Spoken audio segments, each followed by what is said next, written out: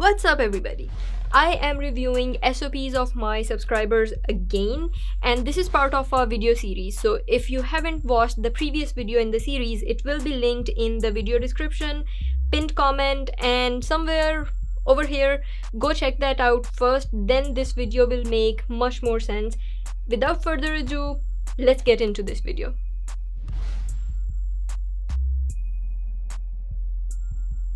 To be able to review these on a language basis, first we are gonna check them on Grammarly. So I'm just gonna copy some text from here and paste it. Academic, essay, and that's it. So there are quite a lot of alerts. Some of them are just because of the spellings and some of them are actual grammar mistakes. Also, as far as the language goes, it doesn't seem like you're singing the lyrics that your audience wants to hear. So yeah, on the language front, I would give it a 7 out of 10. Let's check another one. So for Brandon, we have less alerts. The language seems to be engaging, the delivery is slightly off, and it seems to be a little bit unclear.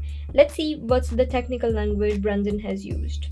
Well, you have some technical language that is related to the field you're applying for. I would give it a solid 8 out of 10 on the language scale.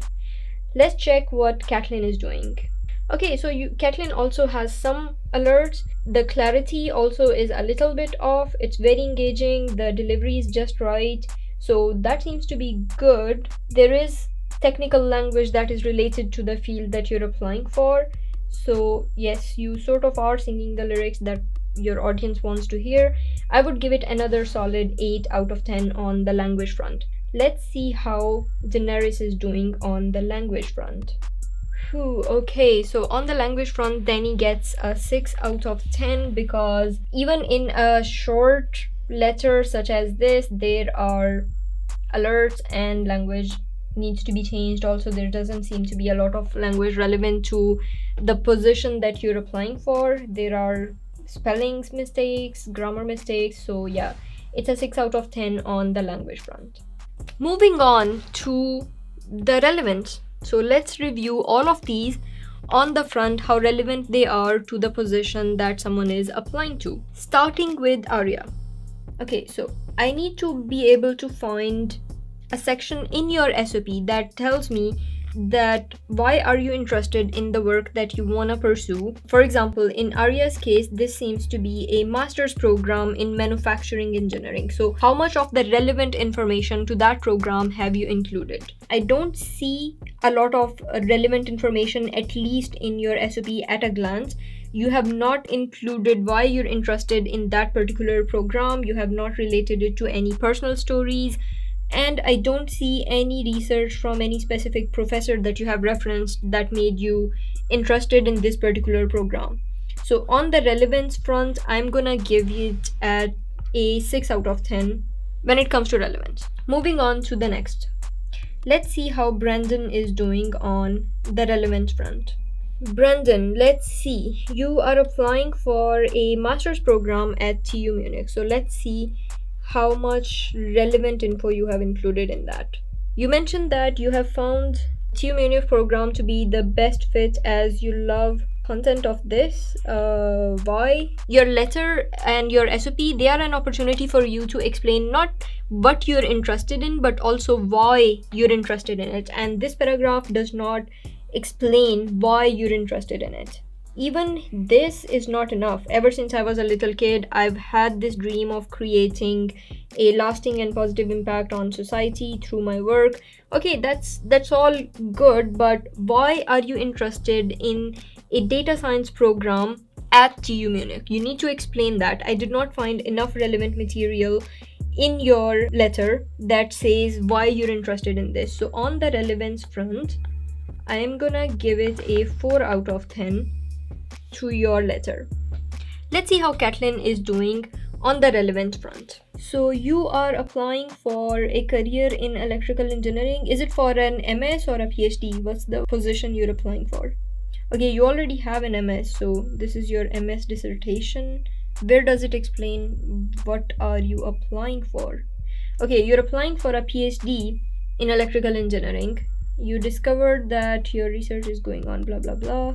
In particular, okay, this is good. You have referenced some of the research papers by mentioning that, okay, this paper caught your eye. That is good, but you haven't explained why it caught your eye, why this particular paper made you interested. All I see is the title of the paper, which is not enough. You have to reference something from the paper that, okay, what they did or their approach to this thing was interesting to you, and you have to add your personal comment to it, what you think about that, or how you would do it differently. Maybe if you have enough comments about it to say them here. This is a very good start, but it could have been better.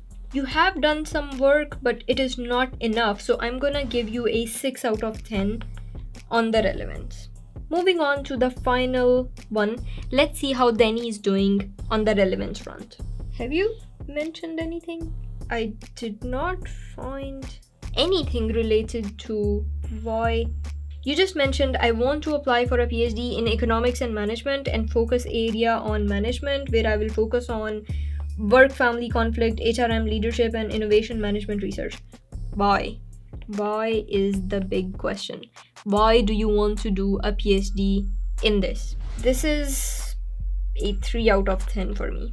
Let's see how memorable each of these SOPs are, and already by just reviewing them in these couple of minutes, I have an idea in my mind which one I already remember a little bit versus which are the others where I literally do not remember anything about them at all. So let's go in alphabetical order again. From Arya's SOP, the only thing I remember within a couple of minutes is maybe the volunteer work. Other than that, I don't think I found anything that I would remember about this SOP if I'm reviewing 50 or 500 SOPs. Right now, I'm only reviewing 4 SOPs, and already I'm losing most of the things that I read in this particular SOP. So I'm going to give it a 3 out of 10 on the memorability, which brings Arya's total from everything to a 24 out of 100 or 50? 24 out of 50 score. Let's see how Brandon is doing on the memorability score.